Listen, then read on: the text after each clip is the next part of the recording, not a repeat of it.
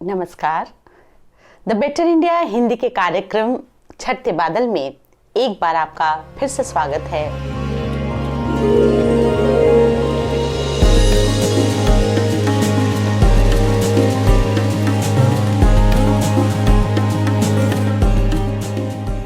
मैं कथाकार उषा छाबड़ा आज आपके लिए जो कहानी लेकर आई हूँ उसका शीर्षक है हार की जीत, जिसके लेखक हैं सुदर्शन जी। कहानी कुछ इस प्रकार है।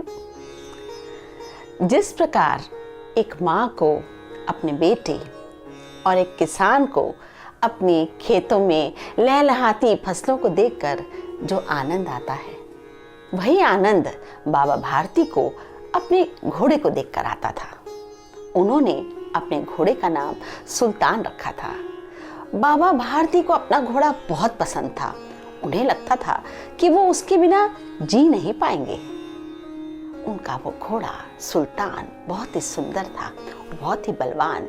वे हर समय उसे प्यार करते, उसे अपने हाथों से दाना खिलाते और उसकी चाल पर वे लट्टू थे।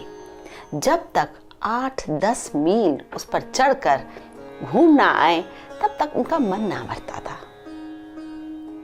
और उस घोड़े की ख्याति दूर दूर तक फैली थी। उसके बारे में सबको पता था। तो ऐसे ही इस घोड़े के बारे में वहां के एक डाकू खड़क सिंह को पता लगा।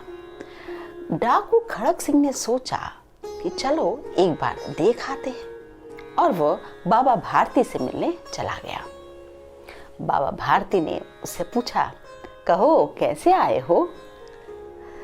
बस इसे देखना था, बहुत चर्चा सुन रखी थी। देखोगे तो खुद देख लेना कितना अच्छा है। अच्छा दिखाइए। और इस तरह वह घोड़ा देखने जाता है।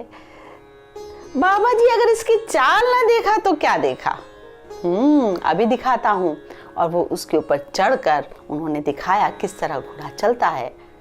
और यहाँ बैठा खड़क सिंह सोच रहा था, इस साधु को इस घोड़े की क्या आवश्यकता है?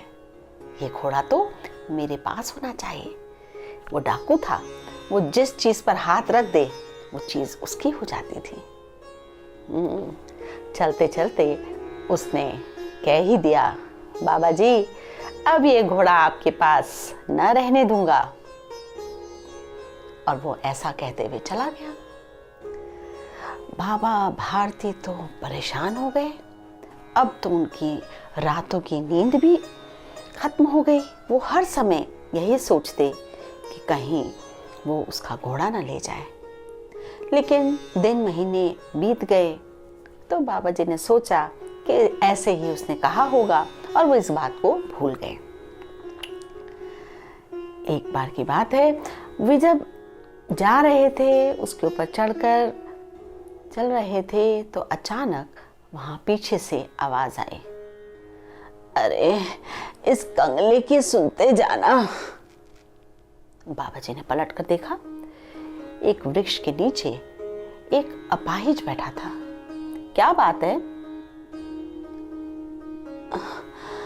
मुझ पर दया करो, मुझे ये पास के गांव रमावला जाना है।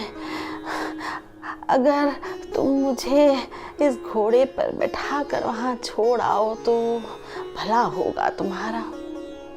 वहां कौन है? वहां क्या काम है?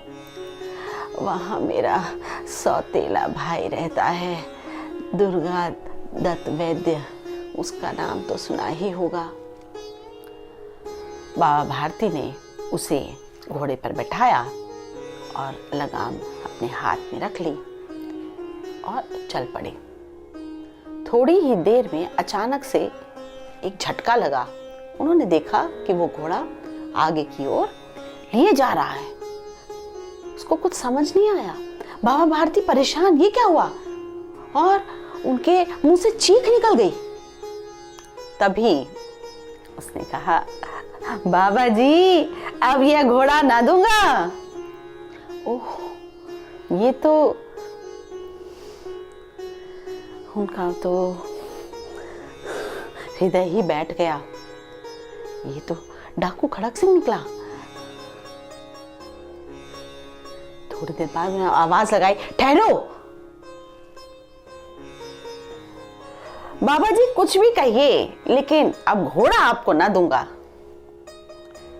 बाबा जी ने कहा, अब मुझे इस घोड़े का कोई जिक्र नहीं करना है, ये घोड़ा अब तुम्हारा हुआ। बस एक काम करना, ये इस घटना का जिक्र किसी से मत करना। अब डाकू खड़क सिंह को ये बात समझ ना आई कि ये क्या कह रहे हैं। थोड़ी देर पहले तक तो ये घोड़ा इनका अपना था, जान से प्यारा था, और अब कहते हैं घोड़े की बात मत करो, और बल्कि इस घटना के बारे में भी किसी को मत बताओ। तो उसने पूछ ही लिया, आखिर आपने ऐसा क्यों कहा कि किसी को इस घटना के बारे में मत बताना? बाबा भारती ने कहा, अगर किसी ने इस बात को सुना तो उनका दीन दुखियों से विश्वास उठ जाएगा। ये कहते ही वे पलट गए और चले गए। उधर डाकू खड़क सिंह भी चला गया। अब थोड़ा समय बीत गया। बाबा भारती का मन खास नहीं लगता था, वैसे भी वे भगवत पूजा में ही अपना समय बिताते थे। और इधर डाकू खड़क सिंह भी बहुत सोच विचार करता रहा। एक दिन रात का समय था, तीसरा पहर हो रहा था। डाकू खड़क सिंह घोड़े को लेकर अस्तबल की ओर चला गया। वहां जाकर उसने उसको बांध दिया घोड़े को, और वो वहां से निकल आया। निकल रहा था तो उसकी आंखों में आंसू थे और वो चला गया। बाबा जी भी उठे, नहाए, और वापसी में जब चलने लगे तो ऐसे ही उनके पैर, जैसे कि आदत होती है, अस्तबल की ओर चल पड़े। फिर उनको याद आया वहां तो अब घोड़ा है नहीं, और वे पलटने लगे। लेकिन तब तक घोड़े ने उनकी पदचाप सुन ली थी, और उसके बाद वो हिनहिनाने लगा। घोड़े का हिनहिनाना सुनकर बाबा भारती के चेहरे में प्रसन्नता छा गई, और वे दौड़े और वो जाकर उसको पकड़ लिए और उसे गले मिल लिए। और ऐसा लग रहा था जैसे कि कोई पिता अपने बिछड़े पुत्र से बहुत दिनों के बाद मिल रहा है। और उनके मुख पर प्रसन्नता थी, और उन्होंने कहा, अब दीन दुखियों से कोई मुख न मोड़ेगा। आशा है आपको ये कहानी पसंद आई होगी। धन्यवाद।